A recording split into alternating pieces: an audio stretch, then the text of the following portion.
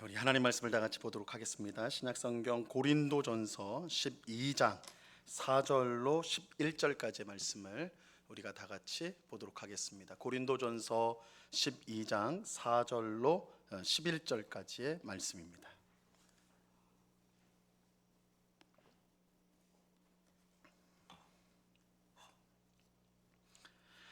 고린도전서 12장 4절로 11절까지의 말씀을 우리가 한 목소리로 천천히 다 같이 읽도록 하겠습니다. 4절부터 11절입니다. 같이 읽습니다. 시작. 은사는 여러 가지나 성령은 같고 직분은 여러 가지나 주는 같으며 또 사역은 여러 가지나 모든 것을 모든 사람 가운데서 이루시는 하나님은 같으니 각 사람에게 성령을 나타내심은 유익하게 하려 하심이라.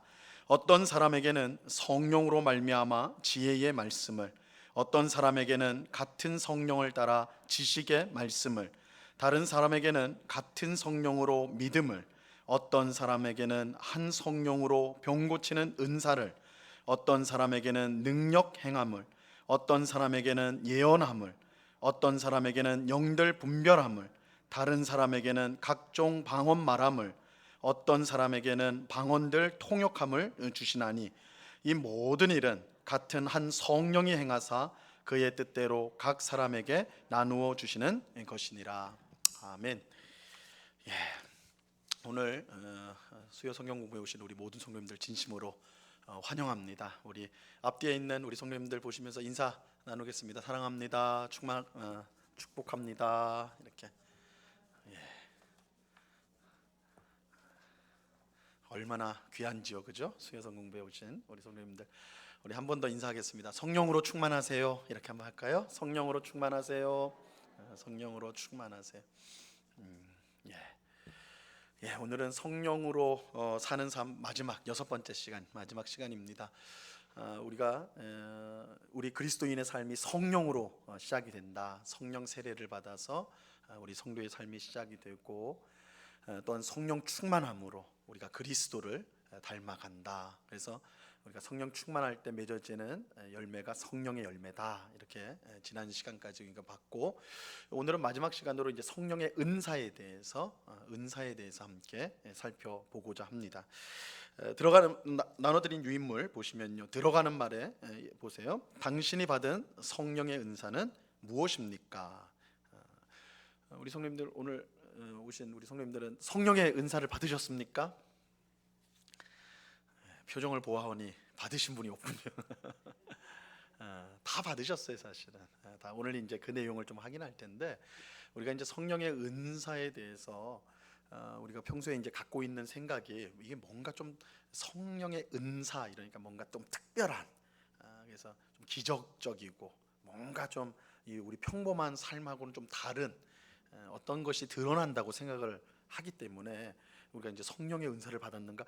물론 이제 방언하시는 우리 성도님들, 나는 성령의 은사 받았다고 뭐 이렇게 이제 자신 있게 하겠지만, 방언도 못 받았으면 이거 참 이제 그렇게 되는 거죠. 그래서 근데 이것이 우리가 이제 성령의 은사를 바르게 이해하지 못한 데서 사실은 비롯된 것입니다. 그래서 우리가 성령의 은사를 받았는가? 다 받으셨어요. 왜냐하면 우리 안에 성령님이 계시기 때문에. 성령님이 우리에게 은사들을 베푸셔서 교회를 세워가는 일을 분명히 하십니다. 그래서 이 성령의 은사를 우리 모두는 받았다. 그럼 그 성령의 은사를 무엇을 위해 사용하는가? 이제 오늘 우리가 이제 살펴볼 핵심적인 내용입니다. 우리 한국 교회가 70년대, 80년대 성령 운동, 이거는 이제 미국에서도 성령 운동이 아주 활발하게 일어나게 됩니다. 60년, 70년대, 물론 그 이전부터 20세기 들어오면서 미국이나 영국에서는 굉장히 이제 성령의 큰 운동이 일어났고, 우리나라에서도 1907년에 평양 대부흥 운동이 일어났죠. 그래서 대대적인 이제 세계적인 성령 운동이 이제 이런 부흥 운동이 일어났는데, 우리나라에서는 특별히 70년대, 80년대를 통하면서 이 성령 운동에 대해서, 성령의 역사에 대해서 굉장히 교회마다 강조를 했고, 특별히 이제 성령 은사에 대해서도 굉장히 관심이 이제 늘어났던 시기가 있었습니다. 그런데 문제는 이 성령의 은사에 대한 이해가 잘못되는 바람에 이게 많은 사실은 상처를 또 남긴 것도 사실입니다. 우리나라에서 제일 큰 기도원이 있는데 지금은 안 그랬는데 80년 초반, 그러니까 저도 사실은 경험은 해보지 않고 들은 얘기예요. 그 이제 기도원에 이제 들어갈 때 입구에서 리본을 달아줘요. 리본을. 그래서 물어봐요. 당신 방언하십니까? 방언한다고 그러면 무슨 색 리본, 뭐 빨간색 리본 하나 달아주고, 또 다른 성령의 은사가 뭐가 있습니까? 해서 은사별로 달아준다, 리본을. 그러니까 저는 뭐 예언의 은사를 합니다. 뭐 하여튼 자기가 아는 식으로 막 했다요. 딱 리본을 한 두세 개씩 붙이고 다니는 거예요. 리본을 붙인 사람은요, 기도원, 그 넓은 기도원인데 어깨를 탁 펴고, 그죠? 목에 힘이 탁 들어가 가지고 돌아다니는 것이고, 리본이 하나도 없어요. 그러면 죄인이 되는 거예요, 거기서. 그냥 옆에서 아휴, 얼마나 못났으면 방언도 못하냐고, 그죠? 이렇게 돼버리는 거예요. 유명한 얘기예요.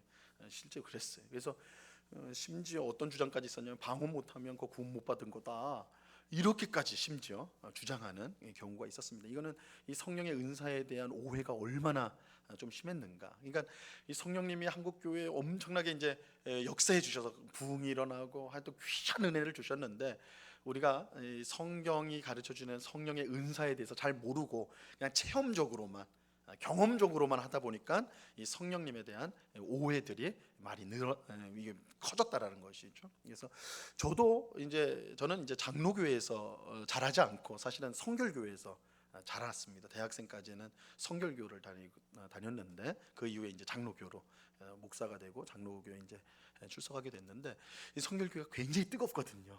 뜨거웠습니다. 그래서 막 저도 중고등학교 시절을 생각해 보면 막 교회 와가지고 기도 오래 많이 하고, 막 기도하다 보면 또 막 신기한 일도 일어나고, 막 그런 것들을 저도 많이 경험한 세대거든요. 같이 이제 하여튼 기도 많이 했어요. 막 놀러 가려고 하면 형들이 잡아가지고 지금이 놀러 갈 때냐고, 기도할 때라고 그래서 지금 같으면 그러면 이제 교회 오지를 않을 텐데, 그때는 다 착해가지고 기도해야 할 때인가 보다 해가지고 다 교회 가가지고 지하방에 들어가가지고 뭐 기도하는 거예요. 근데 그렇게 하면 막 진짜 뭔가 뜨거운, 막 마음도 뜨거워지고 뭔가 또 방언도 하고 막 이렇게 된단 말이에요. 그런데 이제 그런 이제 성령에 대한, 성경에 대한 바른 이해가 없다 보니까 그런 은사는 나타나고, 성령의 은사는 막 신기한 일들은 나타나는데 거기에 대한 바른 이해가 없다 보니까 오히려 그것들이 우리의 신앙을 든든히 세우는 것이 아니라, 교회를 든든히 세우는 게 아니라 오히려 서로 반목하고 서로 싸우게 만들고, 뭐 그런 모습들로 나타나더라고요. 그래서 나중에 이제 성경을 공부하고 신학을 공부하면서 우리가 이 성령의 은사가 우리가 경험적으로 그걸 경험적인 걸 너무 중요시하다가 성경의 교훈을 놓쳐버리면, 성경의 말씀을 놓쳐버리면 이게 오히려 유익하지 못한 결과로 드러날 수가 있구나, 이런 것들을 제가 많이 느꼈습니다. 그래서 오늘은 이 성령의 은사에 대한 이 성경적 교훈을 우리가 통해 가지고 은사에 대해서 좀 바르게 이해하고, 이 오늘날은 또 사실은 또 뒤집어졌어요. 성령의 은사에 대해서 관심이 없어요. 이제는 성령의 은사에 대해서, 예전에는 그렇게 뜨거웠는데 성령의 은사를 달라고, 방언하게 해달라고 막 뜨거웠는데 요즘엔 그런 성도가 또 없어요. 그죠? 이것도 이제 문제인 거예요. 어떻게 보면 또 극단으로 가서 문제인데, 이 성령의 은사는 우리가 사모해야 될 것이고 또 중요한 겁니다. 교회를 세우는데 굉장히 중요하기 때문에 우리가 오늘 성경적 교훈을 통해서 이 은사를 바르게 이해하고 또 구하는 우리가 되어야 되겠습니다. 자, 유인물을 보세요. 성령의 은사 1번.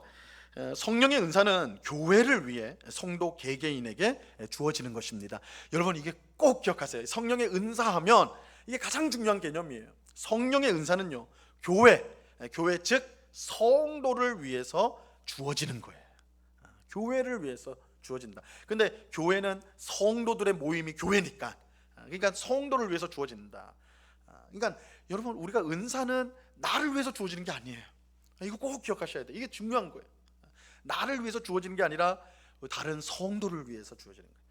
교회를 위해서 주어지는 거예요. 교회를 하나님의 뜻대로 바르게 세우기 위해서 주어지는 게 은사예요. 성령의 은사예요. 그래서 이 은사라는 게 내가 은사를 받았다, 그것이 내 신앙을 증명하고 내가 하나님 앞에 이런 사람이다 라고 말할 수 있는 게 아니에요. 그게 주 목적이 아니라는 거예요. 은사라는 게. 은사라는 것은 성도를 위해, 교회를 위해 성령께서 우리에게 주시는 선물이다. 재능이다, 이렇게 우리가 생각을 해야 됩니다. 이게 가장 기본적인 것입니다. 자, 내용을 보세요. 사도 바울은 성령님께서 각 성도에게 다양한 은사를 주신다고 말한 후에, 이게 이제 오늘 방금 읽은 12장 4절로 11절까지 읽었어요. 근데 우리가 읽지 않은 그 다음 내용 보시면, 교회가 한 몸에 다양한 지체를 가졌다라고 그렇게 이제 비유적으로 설명을 해요.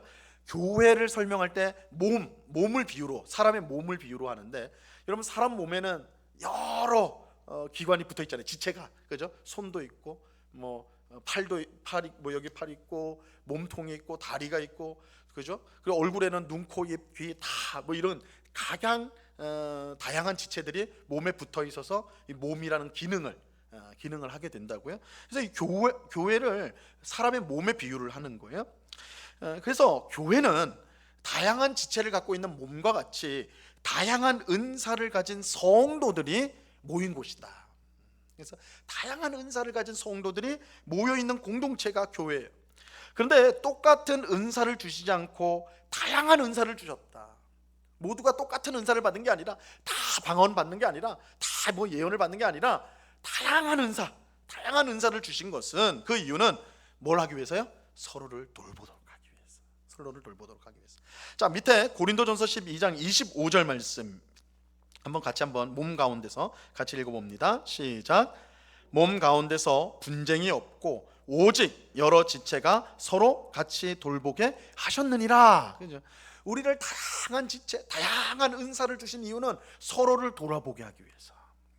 그래서 바울이요, 뭐라고 말을 하냐면 12장 17절에 온 몸이 눈이면 듣는 곳은 어디며 온 몸이 듣는 곳이면 냄새 맡는 곳은 어디냐, 이렇게 물어요.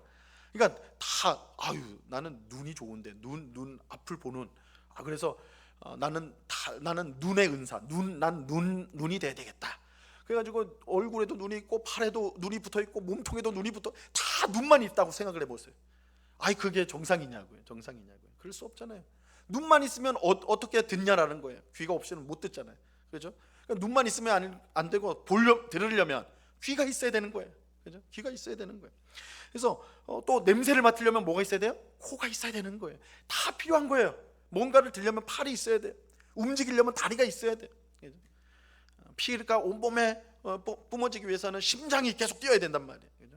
또 혈관도 있어야 되고, 숨을 쉬려면 폐가 있어야 되고, 어떤 유해 물질을 거르려면 간도 있어야 되고, 신장도 있어야 되고, 이게 다 각각의 기능들을 한단 말이에요. 다 필요하단 말이에요.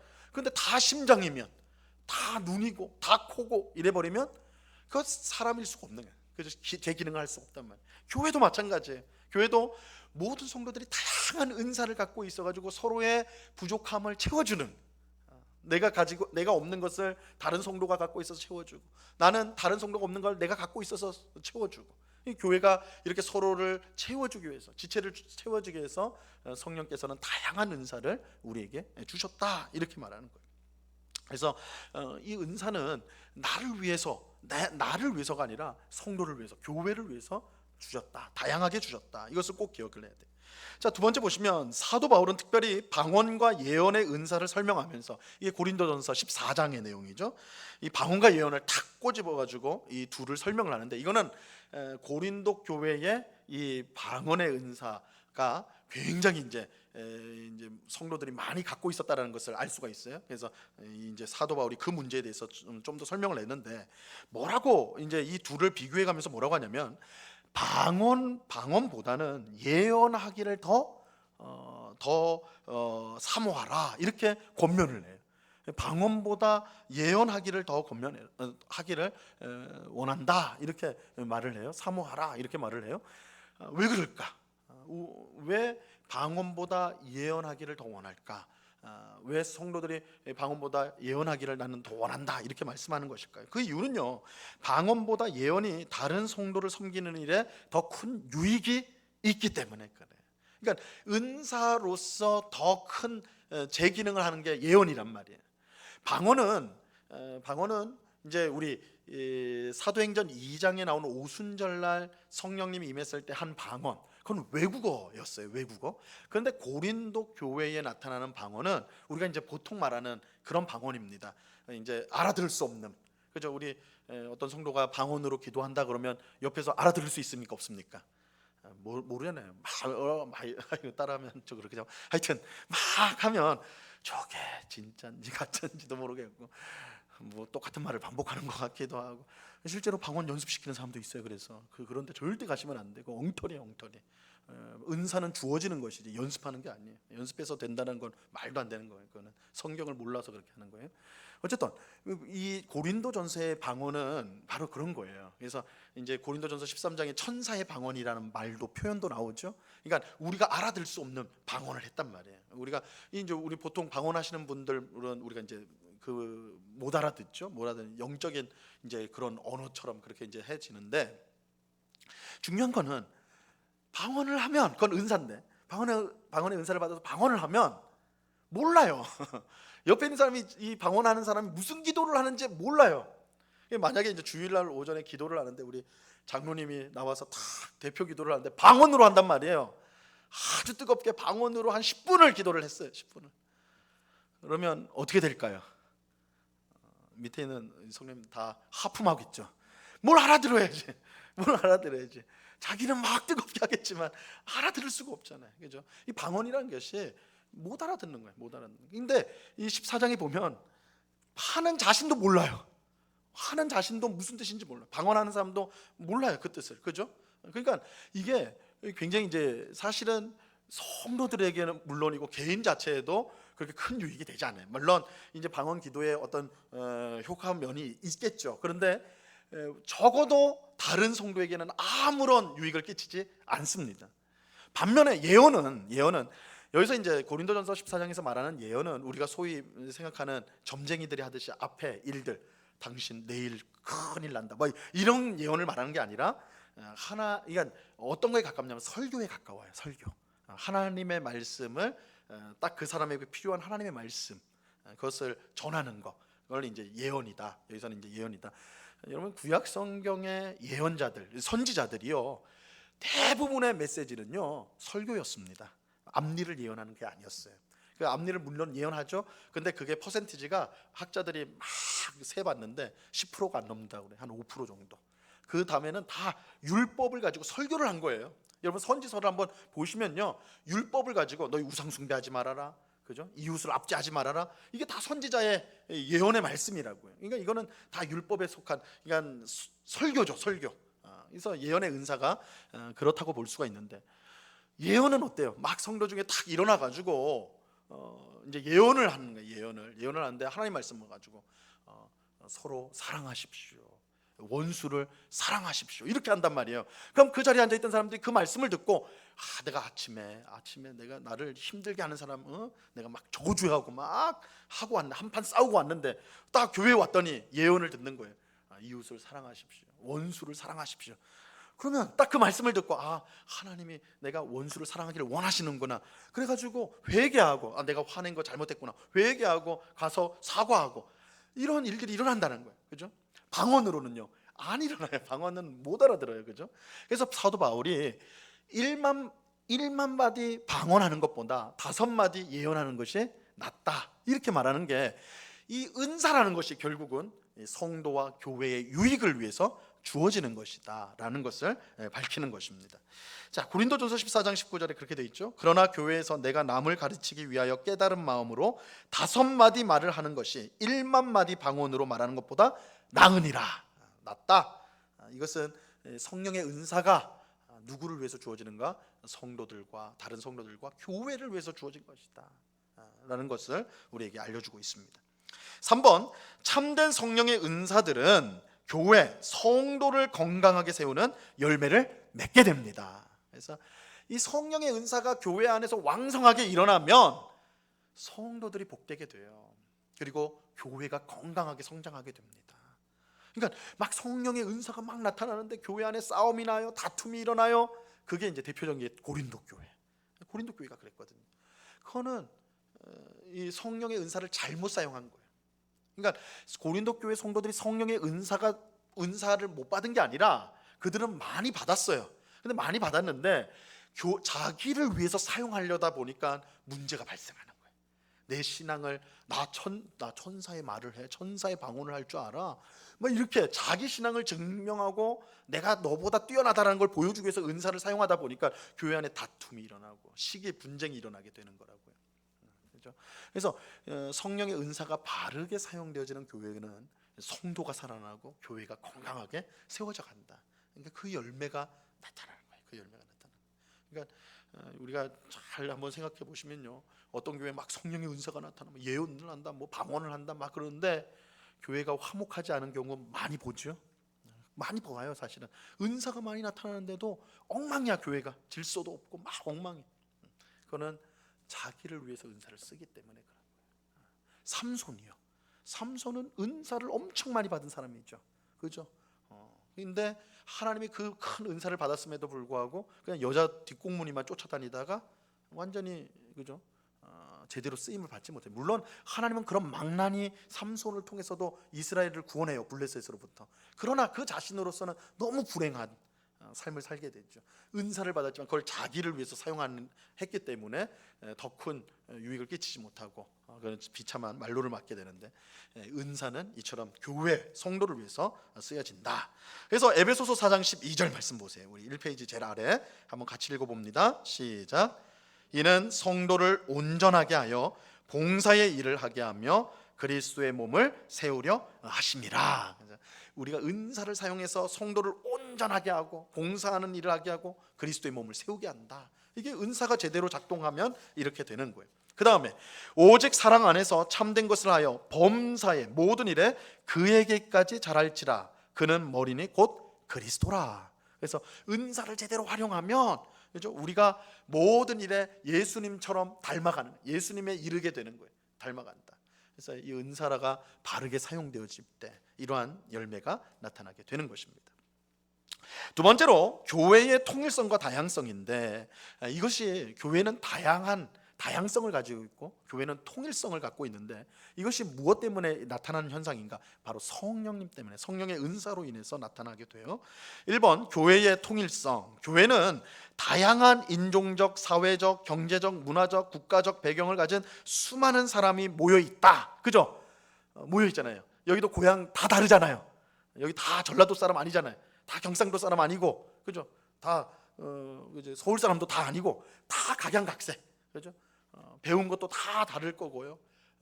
뭐 집안도 다 다르고 성씨도 다르고 삶의 배경도 다르고, 이 다양하게 모였어요. 여러분, 교회가 이처럼 다양한 것은 우리 스스로 모인 게 아니라 누가 우리를 불러서 모였기 때문에 그래요? 하나님이 우리를 불러 모았기 때문에. 교회는 부름을 받은 공동체예요. 물론 여러분들은 다 내 발로 내가 전도를 받아서 혹은 내가 원해서 내 발로 응곡교회를 찾아왔다 그러지만, 실상은 하나님 다 불러주신 거예요. 하나님 불러주셨으니까 이렇게 다양한 사람들이 어울려 있는 거예요. 여러분, 세상에서 교회처럼 다양한 사람들이 모여 있는 공동체는 있을 수가 없어요. 그렇잖아요?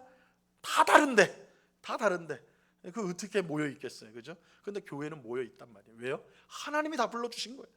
하나님 불러주셔서 모여 있어요. 그러니까 다 다양한 배경을 갖고 있는데, 근데 교회는 하나예요. 왜 하나냐? 한 성령님이 모든 성도 안에 계시기 때문에. 그러니까 성령님이 우리 모든 성도를 하나 되게 하는 끈이 돼요. 그래서 여러분, 우리가 성령님이 다 우리 안에 계시기 때문에 교회는 하나입니다. 우리는 다 다르지만 성령의 끈으로 하나로 묶여져 있는 거예요. 하나로 엮여져 있는 거예요. 자, 고린도전서 12장 13절 말씀입니다. 이 말씀 같이 읽습니다. 시작. 우리가 유대인이나 헬라인이나 종이나 자유인이나 다 한 성령으로 세례를 받아 한 몸이 되었고 또 다 한 성령으로 마시게 하셨느니라. 다 한 성령으로 세례를 받았다. 성령 세례를 통해서 우리가 하나님의 백성이 된다 그랬잖아요, 그죠? 우리는 다 성령 세례를 받은 사람들이에요. 세례를 받았고 그래서 한 몸이 되었다. 예수 그리스도를 머리로 하는 한 몸 교회가 되었다.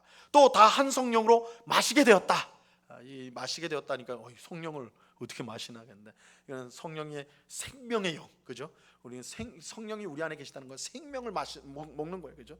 그래서 생명이 우리 안에 있다, 성령이 우리 안에 있다라는 그런 뜻입니다. 그래서 우리가 성령 세례로 교회 하나의 공동체가 이루어진다. 성령으로 인해서 교회는 통일성을 가져요.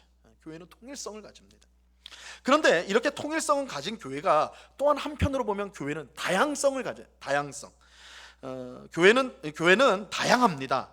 한 성령이 모든 성도에게 각각 다른 은사를 나눠주기 때문입니다. 그래서 다 또 달라, 그죠? 한 교회인데 성도들이 또 다 다른 모습을 갖고 있어요. 다양성을 갖고 있어요. 그래서 고린도전서 12장 4절에 보는 대로 은사는 여러 가지나 성령은 같다. 은사가 다 각각이에요. 그래서 다른 모습. 그래서 교회의 통일성과 다양성은 바로 성령님의 사역의 결과다. 이 교회의 모습이 그렇게 드러난다는 것입니다. 자, 3번 성령의 은사의 특징. 이제 특징을 한번 좀 보도록 하겠습니다. 성령의 은사가 뭐냐? 그 특징들을 이제 살펴보겠습니다. 첫 번째는요, 성령님이 자기의 뜻을 따라 성령의 은사를 주신다. 성령님이 자기의 뜻을 따라 은사를 주십니다. 자, 고린도전서 12장 11절 같이 읽습니다. 시작. 이 모든 일은 같은 한 성령이 행하사 그의 뜻대로 각 사람에게 나누어 주시는 것이니라. 그렇죠? 그의 뜻대로, 성령의 뜻대로 각 사람에게 나누어 주시는 것이다. 이게 은사예요. 성령의 은사. 성령의 은사는 우리가 좋아하거나 원한다고 해서 받을 수 있는 것이 아닙니다. 물론 우리는 성령의 은사 받기를 사모해야 돼요. 은사를 사모해야 됩니다.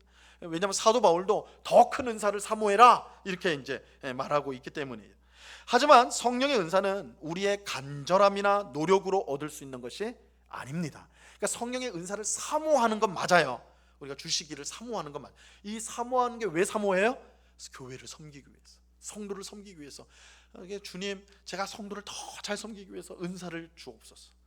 교회를 건강하게 세우는 이 일에 주님이 주신 사명을 감당하기 위해서 은사를 주십시오. 이렇게 사모하는 마음이 있어야 돼요. 그건 나쁜 게 아니에요. 사모하는 마음이 있어요.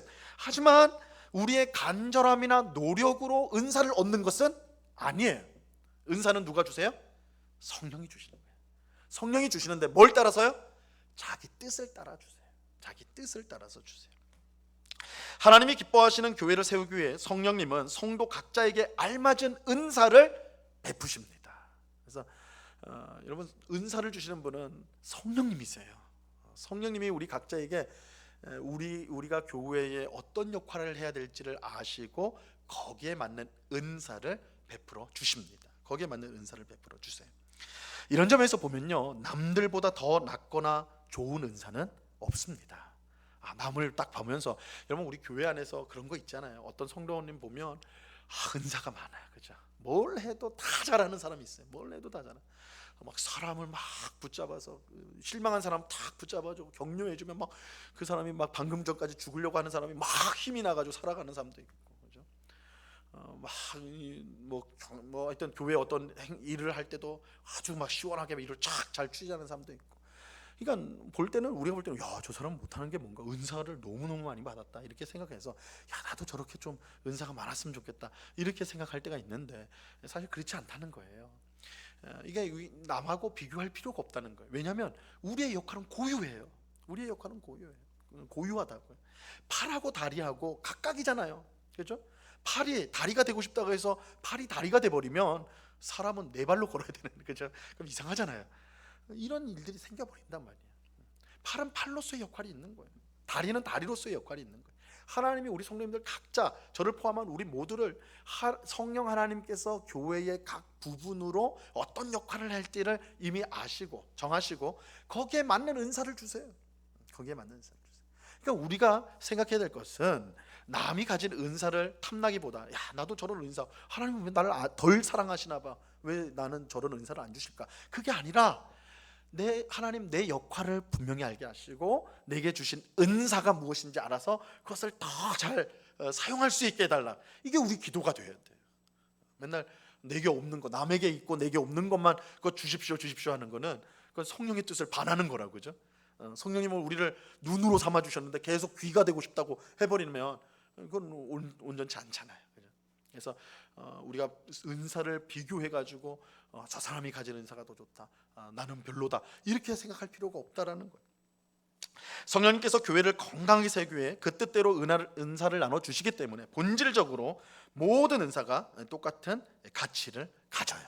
모든 은사가 똑같은 가치를 가집니다. 물론 사도 바울은요, 고린도전서 12장 31절에서 더 큰 은사가 있다고 말을 해요. 너희는 더 큰 은사를 사모하라.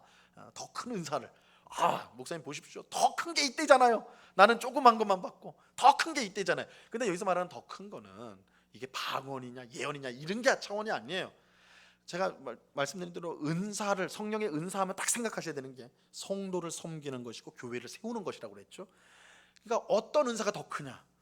성도를 더 잘 도울 수 있고 교회를 더 잘 세울 수 있는 은사가 더 큰 은사예요. 그러니까 은사 자체의 크고 작음이 아니라 그것이 효력을 발생할 때 더 성도를 위할 수 있고 더 교회를 건강하게 세울 수 있는 그것이 더 큰 은사다. 더 큰 은사다. 우리가 그렇게 이해를 하셔야 돼요. 자, 2번 보세요. 성령의 은사는 건강한 교회를 세우는 일에 성도가 봉사할 수 있도록 주신 재능이다. 이거는 이제 성령의 은사의 정의를 이제 이렇게 한 건데, 사도 바울은 성령님의 은사와 관련해서 이제 세 가지 단어를 써요. 은사라는 말, 먼저 은사라는 말이 있고, 이게 이제 우리가 카리스마, 우리 카리스마라는 말 많이 쓰죠. 근데 우리 보통 카리스마는 어떤 때 씁니까?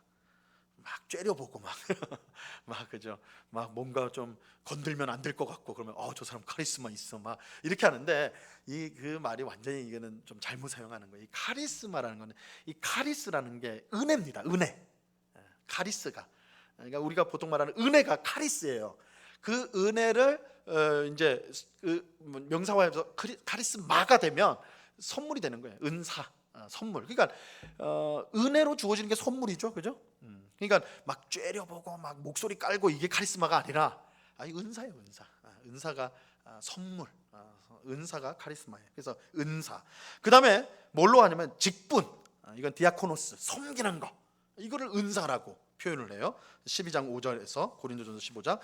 그리고 사역, 이 사역이라는 거는 막 힘있게 에너지를 가지고 막 움직이는 거, 활동하는 걸 말하는 거거든요. 자, 이거를 은사와 관련시켜 가지고 다 쓰고 있어요, 사도 바울이. 그래서 이 세 단어를 이제 합쳐버리면 성령의 은사가 무슨 뜻인지가 나와요. 3페이지 위에 보시면 성령의 은사는 성도가 교회를 위해 각자에게 맞는 봉사를 할 수 있도록 성령님께서 은혜와 능력을 부어주신 재능이다, 능력이다, 활동이다, 이렇게 말할 수가 있는 거예요. 그렇죠? 그래서 성령의 은사는 성도가 교회를 위해 각자에게 맞는 봉사를 할 수 있도록.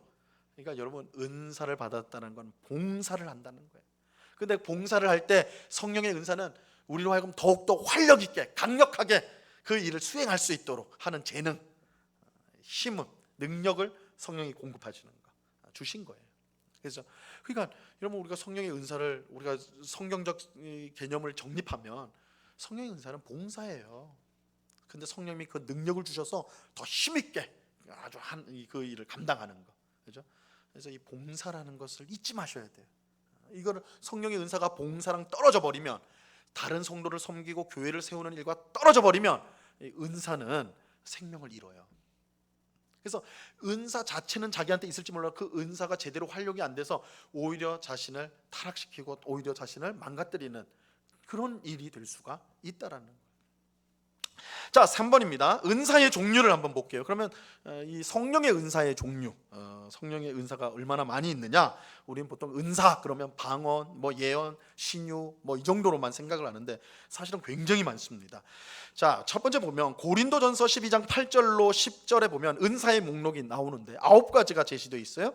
그래서 지혜의 말씀, 지식의 말씀, 믿음, 병고침, 능력 행함, 예언, 영적 분별, 방언을 통역하는 거, 이렇게 9가지가 나오고 있어요. 여기서 이 지혜의 말씀이라는 것은 하나님이 주시는 어떤 근원적인 뭐라고 할까요? 하나님의 구원 역사에 대한 깨달음이라고 할까요? 그거를 이제 지혜의 말씀이다. 지식의 말씀이라는 것은 드러난 하나님의 뜻이 밖으로 드러나서 그것을 지식적으로 하는 것을 지식의 말씀. 여기서 믿음이라는 것은 내가 예수님 믿습니다가 아니라 하나님을 의지하는 아주 굳센, 그죠? 막 핍박이 오고 어려움이 오는데도 다 믿음으로 버티는 거, 그걸 믿음이라고 하겠죠. 그 다음에 이제 병고침, 뭐 이런 건 다 아시겠죠? 능력 행함, 예언. 예언은 아까도 말씀드린 것처럼 설교에 가깝다라고 말씀을 드렸습니다. 그냥 앞니를 점치는 게 아니에요. 영적 분별 또 은사로 주어지고요. 방언도 있고 방언을 통역하는 거, 방언을 못 알아들으니까 그걸 해석을 하는 거, 방언의 통역도 은사 중에 있습니다. 두 번째로 보면 로마서 12장 6절로 8절에도 보면 7가지가 나옵니다. 7가지가 나오는데 이 사뭇 좀 달라요. 한번 보세요. 예언은 똑같죠. 근데 그 다음에 뭐예요? 섬김. 섬김이 은사입니다. 섬김이. 그리고 가르치는 거, 주일학교 교사, 그죠? 그 은사예요. 위로해 주는 거예요. 구제, 어려운 사람 도와주는 거예요. 다스리는 거, 교회를 하나님 말씀에 따라서 잘 이끌어가는, 그렇죠? 그 다스리는 거, 긍휼을 베푸는 거, 그죠? 이게 다 성령의 은사로 들어와 있어요. 그죠? 그러니까 여러분, 우리가 성령의 은사가 막 뭐 신기한 막 이런 게 아니라는 것을 이제 보게 되죠. 자, 베드로전서, 세 번째로 베드로전서 4장 11절은 두 가지를 말하는데, 말하는 것과 봉사하는 것, 이것도 은사다. 은사다. 자, 4번, 성령의 은사는 하나님의 풍성함과 다양성을 따라 주어지기 때문에 몇몇 특정한 것으로 제한될 수가 없습니다. 성령의 은사는 굉장히 다양합니다. 그래서 이 로마서에 나오는 것 대표적으로 봐도 섬기는 거, 가르치는 거, 위로하는 거, 구제하는 거, 다스리는 거, 긍휼을 베푸는 거, 그렇죠? 이게 다 은사란 말이에요. 여러분, 우리가 어떤 사람의 슬프고 애통한 사람 옆에 가가지고 그 사람의 말을 들어주는 거, 그것도 은사예요. 은사. 우리는 듣는 것보다 말하는 걸 좋아하잖아요. 딱 말하면 말 딱 끊고 너 그거 안 돼, 틀렸어, 이게 우리잖아요. 근데 그냥 들어줘요. 1시간이고 2시간이고 그냥 들어줘. 아무 말 안 하고 들어줘. 그 위로가 되잖아요. 그 말한 사람이 위로를 받거든. 그것도 은사예요, 은사. 그러니까 이 은사라는 것을 우리가 너무 이제 눈에 확연하게 드러나는 것으로만 이해할 필요가 없다라는 거예요. 성도를 위하고 교회를 세우기 위한 능력은 다 하나님이 주신 은사의 영역으로 우리가 볼 수가 있다라는 겁니다. 그렇게 생각을 해야 돼요. 자, 이렇게 하면 이런 생각이 들어요. 이제 4번입니다. 타고난 재능과 성령의 은사를 어떻게 생각을 해야 되느냐. 그런 거 있잖아요. 원래 태어날 때부터 착해가지고 남한테 싫은 소리 안 하고 그냥 잘 들어주는 사람, 그 성령의 은사입니까? 아니면 그 사람이 태어나기를 그렇게 태어나서 그렇게 되는 겁니까? 헷갈릴 수가 있잖아요, 그죠? 그래서 이 타고난 재능과 성령의 은사 사이에는 어떤 관계가 있을까? 이 둘은 서로 상관없는 것인가? 다 완전히 구별되는 것인가? 사실 그렇지 않아요. 두 가지로 말할 수가 있는데, 첫 번째로는 우리를 창조하신 하나님과 우리를 구원하신 하나님이요 똑같은 하나님이에요. 이 말은 뭐냐면 우리가 태어날 때부터 갖고 태어나는 재능들, 자질들, 이거는 창조주 하나님이 우리에게 주신 거잖아요, 그렇죠? 그리고 우리가 나중에 예수님을 믿었을 때 구원의 하나님, 그죠? 그 구원의 하나님, 우리가 이제 성령 세례를 받아서 구원받은 신자가 되었을 때 하나님께서 우리에게 은사를 주신단 말이에요. 그러니까 원래 갖고 있던 자질하고 내가 예수 믿은 이후에 갖게 되는 성령의 은사, 이것이 어떤 관계 속에 있느냐? 이것이 서로 연관이 된다. 왜냐하면 우리를 창조하신 하나님과 우리를 구원하신 하나님은 똑같은 하나님이시기 때문에 다르지 않잖아요. 그렇다면 우리가 이걸 어떻게 봐야 되냐면, 하나님이 우리를 향해서 다 영원 전부터 우리를 예정하시고 우리를 향한 뜻이 있습니다. 우리는 이미 태어나기 전부터 하나님께서 우리를 아시고요. 성경에서 그렇게 말하잖아요. 우리가 우리의 태중에 어머니 뱃속에 있을 때 주께서 우리를 아셨나이다. 근데 에베소서는 더 확장시켜서 영원 전에 우리를 아셨다, 예정하셨다, 이렇게 말하는데, 하나님은 이미 우리를 알고 계셨어요. 태어나기 전부터. 그래서 우리에게 필요한 재능들, 필요한 것들을 이미 주셨어요. 근데 우리가 나중에 이제 구원을 받아가지고 은사를 받게 됐다 할 때는 하나님이 그것까지 다 계획이 된 것이죠. 그래서 이전에 하나님께서 주셨던 내 속에 타고난 재능들이 성령의 은사를 통하여서 더 발현이 되는 거예요. 그러니까 이 둘이 꼭 이게 완전히 딱 단절된 것이 아니다라는 것, 우리가 이제 생각할 필요가 있습니다. 성경 인물 중에 사도 바울이 그런 케이스겠죠. 사도 바울은 율법 학자로 어릴 때부터 이제 그 사도 바울은 원래 다소라는 지방에서 태어났는데, 그러니까 예루살렘에서부터 먼 길리기아 성이니까 먼 곳에서 태어났거든요. 근데 유학파예요. 어릴 때부터 예루살렘에 와가지고 가말리엘에는 엄청난 율법 학자 밑에서 공부를 하게 됩니다. 그래서 굉장히 이제 위대한 스승 아래서 공부를 해요. 율법. 그러니까 이미 사도 바울은 예수 믿기 전에 이미 율법에 있어서는 아주 탁월한 학자적인 재능이 있었어요. 그러니까 그거는 이제 하나님께서 이미 그에게 그런 학습에 또 공부나 이런 율법을 잘 배우고 또 열심, 열정, 이런 재능들을 이미 주신 것이죠. 근데 그러한 것들이 그가 예수님을 믿고 나서 사도가 되었을 때 성령의 은사로 말미암아 그것들이 더욱더 발현이 확 돼버린 거예요. 그죠? 그래서 예수 믿기 전에 바울과 예수 믿은 이후에 바울은 분명히 차이가 있지만 연속성도 있다. 왜냐하면 창조주 하나님과 그를 구원한 하나님은 동일한 하나님이시기 때문에. 그래서 우리가 가지고 있는 재능과 성령의 은사가 연속성이 있다는 걸 기억할 필요가 있습니다. 두 번째로 보시면요, 성령의 은사는 기적적인 성격의 것도 있지만 평범한 것이 대부분이에요. 평범한 것이 대부분이에요. 그래서 로마서 12장에 나오는 것처럼 가르치는 것, 위로하는 것, 구제하는 것, 다스리는 것, 긍휼을 베푸는 것, 이게 모두 성령의 은사예요. 이러한 은사들은 타고난 재능과 관련이 있을 수가 있는 것이죠. 이것을 성령의 은사로 볼 수 있는 이유는요. 그러니까 이게 타고난 재능과 성령의 은사가 사실 겉으로 볼 때는 구별이 잘 안 될 수도 있지만 확실히 구별시키는 방법은 있어요. 그것을 사용하는 목적과 동기가 완전히 달라요. 예수 믿기 전에 나의 재능은 나를 위해서 사용했어요. 나의 유익을 위해서. 근데 성령의 은사는요, 하나님과 교회와 성도를 위해 발현이 되게 있는 거예요. 이전에 사도 바울이 이전에 율법을 잘 배우고 잘 알고 또 열정을 갖고 있었던 것은 누구를 위해 사용했어요? 자기요. 사도 바울은 자기 자부심이 엄청났거든요. 빌립보서 3장에 보면 나는 율법의 의로는 흠이 없는 자다. 어떻게 이렇게 말을 할까요? 엄청난 자부심인데 나는 율법을 어겨본 적이 없다. 이런 사람이었거든요. 자기를 위해서 사용했어요. 근데 예수를 믿고 난 후에는 그 율법 지식과 그의 열정이 어디를 향하고 있어요? 성도들과 교회를 위해서 사용되어지는 거예요. 그러니까 그가 가지고 있는 재능이 은사로서 연결이 돼서 발현이 되는 것이죠. 그러나 그 목적과 동기는 완전히 구별이 된다. 이것을 우리가 볼 수가 있습니다. 자, 그럼 다섯 번째 넘어가시면요, 오늘날에도 기적적인 은사가 주어지는가? 이런 거죠. 방언. 오늘날에도 방언이 있습니까? 우리는 방언하는 성도를 봤으니까 방언이 있다 이러지만 사실 신학자들 중에는 방언은 없다 그렇게 주장하는 분도 많아요. 방언이라는 것은 이미 없어져 버렸다.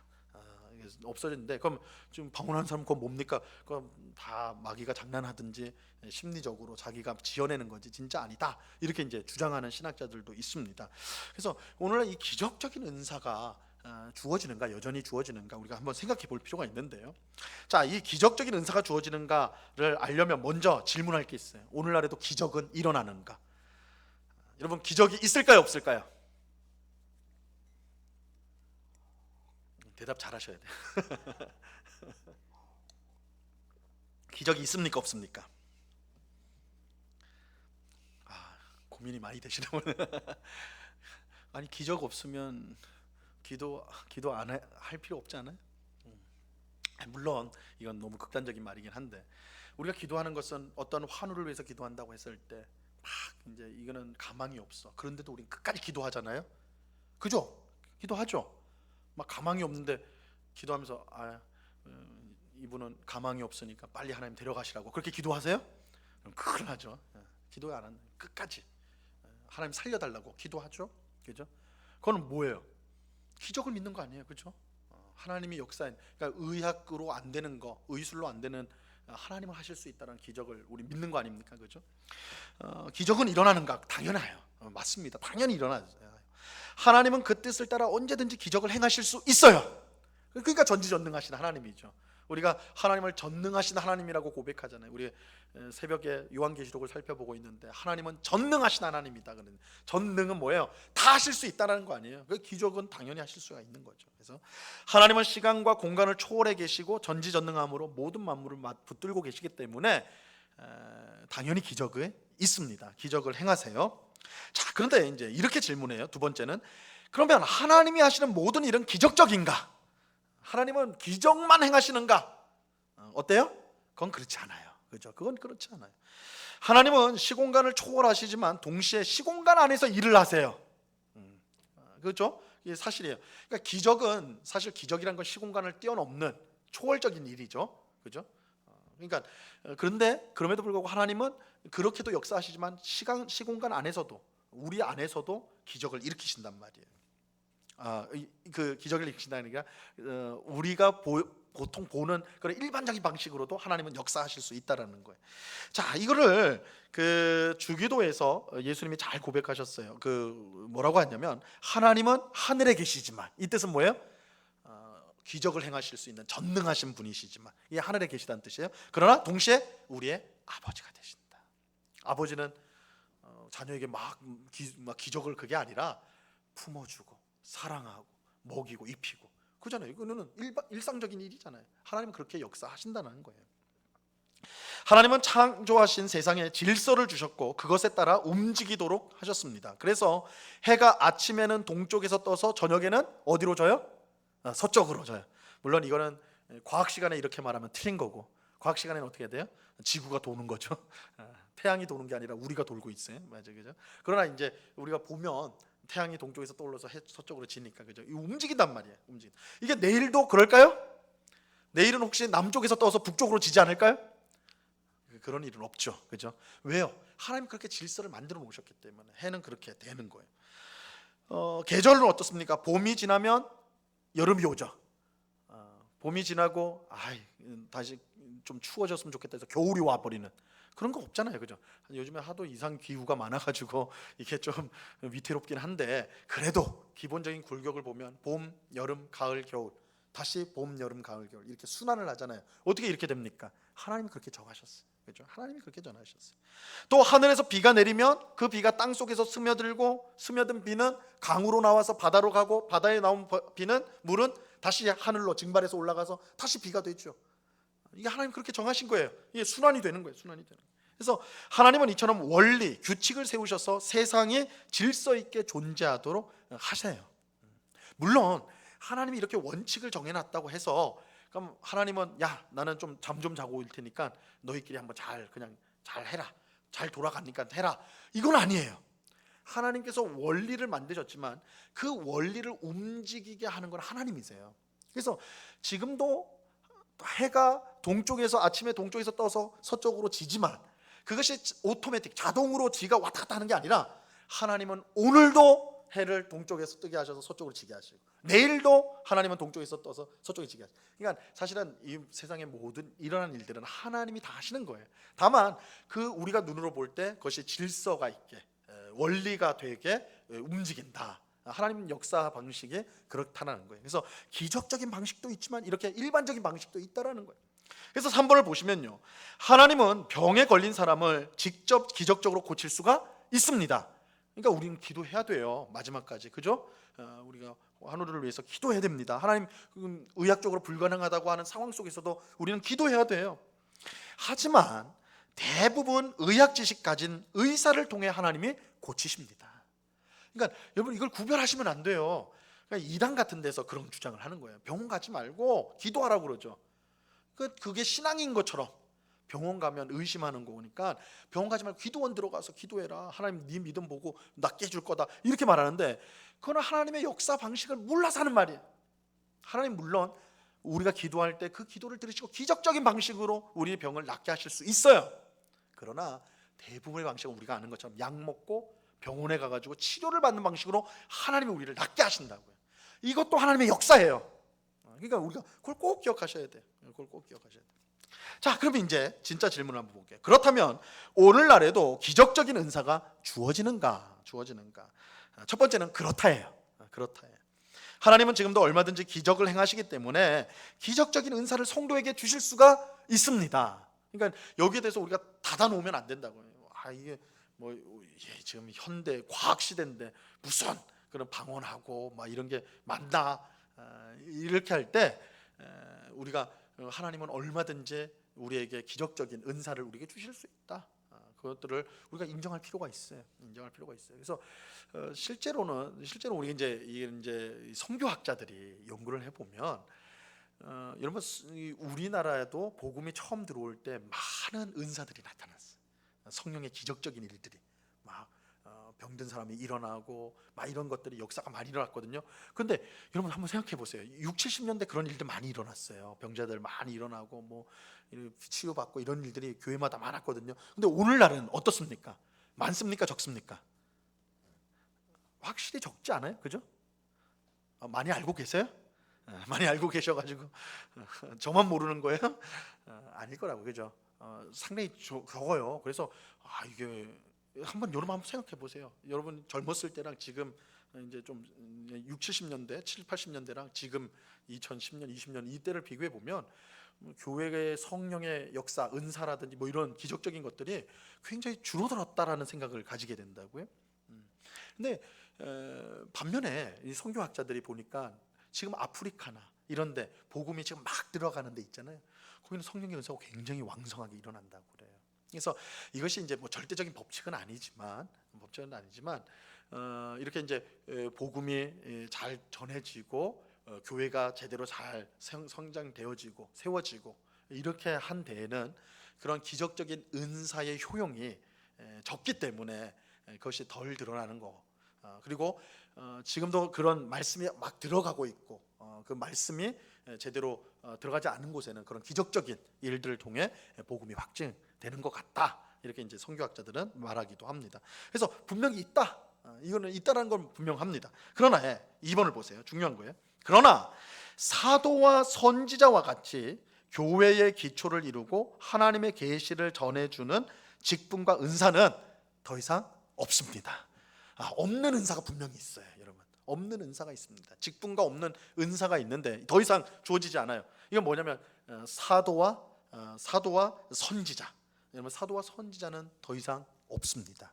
더 이상 없어요. 물론 어디 막 보면 뭐 사도가 있다, 막 어디 선지자가 있다 이런 말을 하는데 잘못된 거예요. 왜 그러냐면 이 사도와 선지자 이 기능은, 이 직분 또한 은사면서도 이 직분은요 교회의 기초를 이루는 직분이에요. 그래서 에베소서 2장 20절에 보면 교회가 사도와 선지자들의 터 위에 세워졌다고 하거든요. 교회의 기초예요. 교회의 기초. 여러분, 기초는요 바꾸지 않아요. 교회 리모델링 한다 이러면 기초를 바꾸지 않습니다. 위에를 뜯어 고치는 거지, 그죠? 기초는 한번 놓여지면 끝이에요. 그러니까 사도와 선지자를 통해서 놓여진 교회의 기초는 끝이에요. 그건 이미 완료가 됐단 말이에요. 그러니까 더 이상 필요 없는 게 사도와 선지자예요. 그리고 사도와 선지자는 하나님의 말씀을 기록하는 일을 했어요. 하나님의 말씀을. 그래서 이 우리가 가지고 있는 성경, 이것을 기록하는 일을 했는데 이 성경이 지금 66권으로 완성이 됐습니다. 그러니까 더 이상 하나님의 계시가 우리에게 주어지게 하는 은사는 필요가 없는 것이죠. 왜냐하면 성경이 이미 주어졌기 때문에. 그래서 사도와 선지자 그리고 하나님의 계시를, 새로운 계시를 주는 은사는 더 이상 존재하지 않는다. 그러니까 기적적인 은사가 있다 할지라도 그런 은사는, 하나님의 계시와 관련된 은사, 교회의 기초와 관련된 은사는 더 이상 존재하지 않는다. 이것들을 우리가 꼭 기억을 할 필요가 있습니다. 자, 6번, 은사는 누구에게 주어지는가? 성령의 은사는 누구에게 주어져요? 우리 모두에게 주어집니다. 그러니까 우리가 다 받으셨습니다. 밑에 말씀 보세요. 이 모든 일은, 같이 읽습니다. 시작. 이 모든 일은 같은 한 성령이 행하사 그의 뜻대로 각 사람에게 나누어 주시는 것이니라. 여기서 각 사람은 한 사람이에요. 한 사람 빠짐없이 다 은사를 주십니다. 그 다음 보시면요, 오쪽 제일 위에 보시면 각각 은사를 받은 대로, 여기 또 각각이죠. 한 사람 각각 은사를 받은 대로 하나님의 여러 가지 은사를 맡은 선한 청지기와 같이 서로 봉사하라.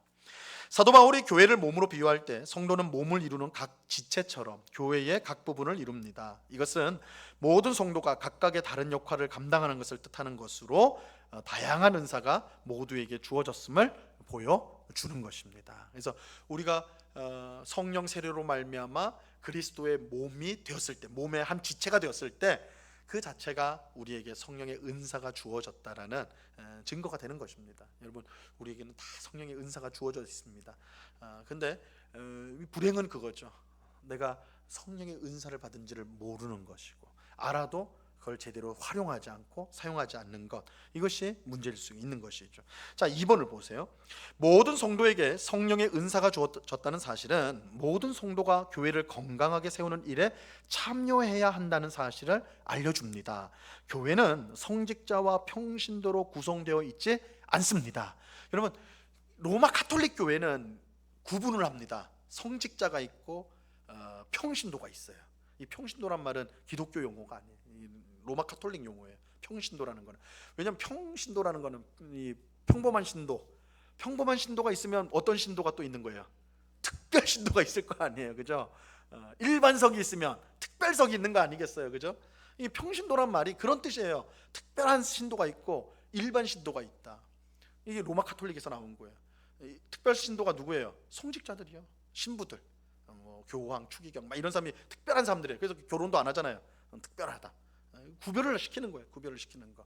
그런데 우리 개신교회는 이제 로마 카톨릭의 부패를 깨치고 초대교회로 돌아가자고 한 운동이 이 종교 개혁인데, 루터가 주장한 게 뭐예요?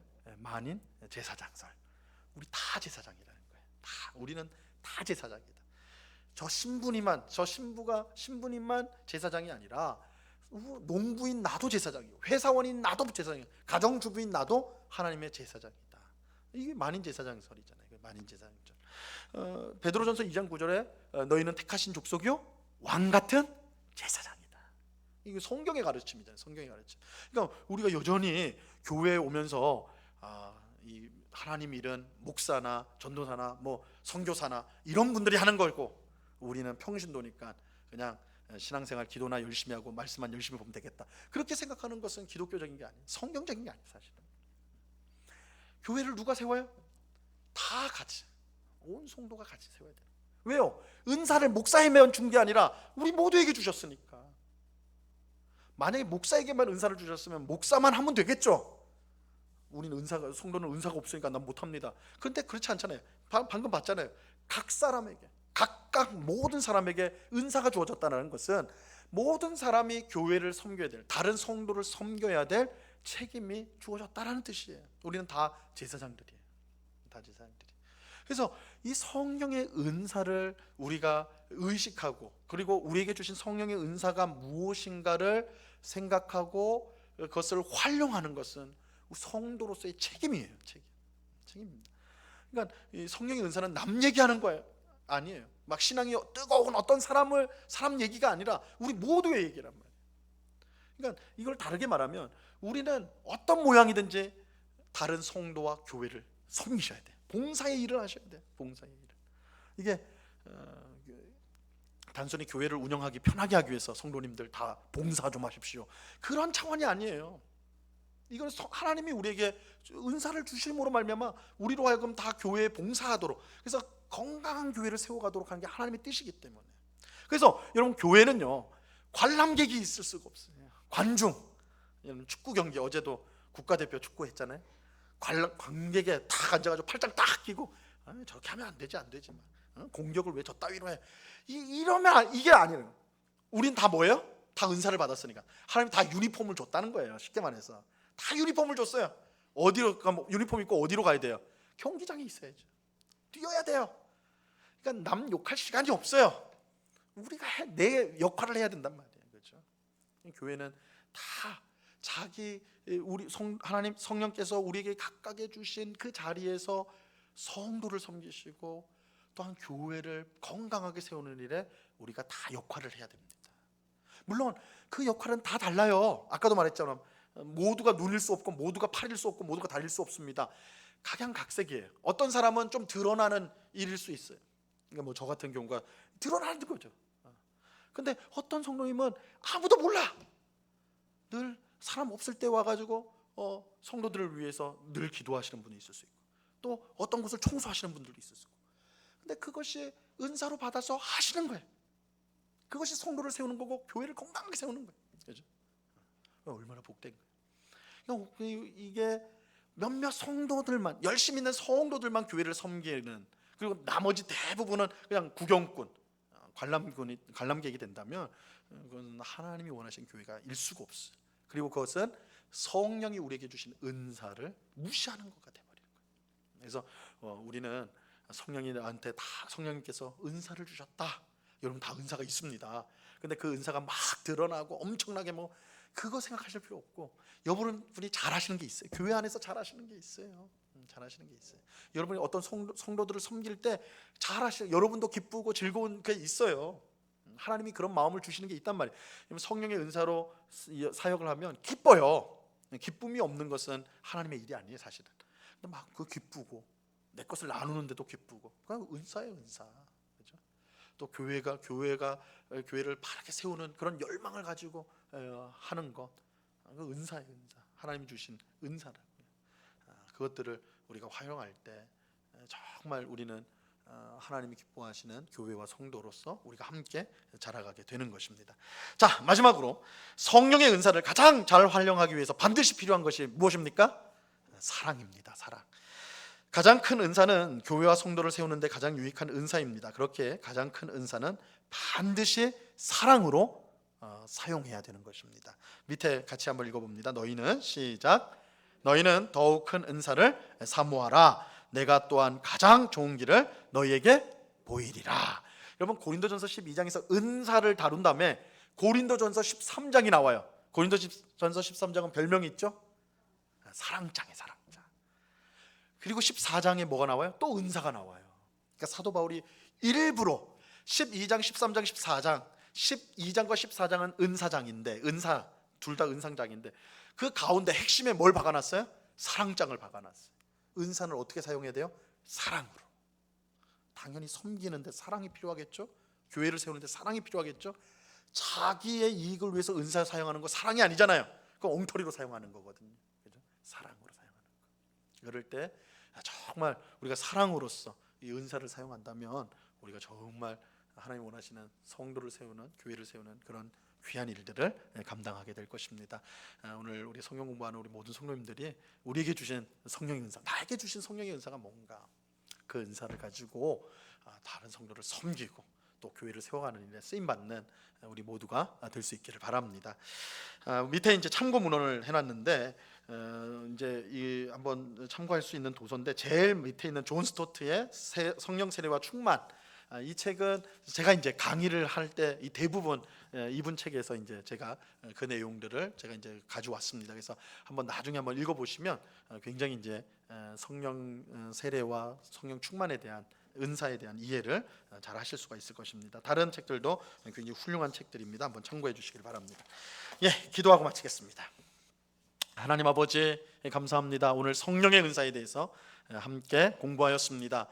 우리에게 성령의 은사, 다양한 은사를 우리 각각에게 주셨습니다. 이를 통해 다른 성도를 섬기고 우리 응곡교회를 하나님이 기뻐하시는 건강한 교회로 세우도록 우리에게 은사를 주셨습니다. 이 사실을 꼭 기억하고 그저 교회 바깥에서 구경하는 구경꾼이나 관중이 아니라 하나님이 주시는 은사를 가지고 우리 교회와 성도를 잘 섬겨서 하나님 기뻐하시는 교회를 만들어가는 주의 백성들이 다 될 수 있도록 주님, 우리를 사용하여 주시옵소서. 하나님께서 그렇게 귀하게 우리를 써주실 줄로 믿고 감사하며 예수 그리스도 이름으로 기도드리옵나이다. 아멘. 예, 우리 교회 소식을 전합니다.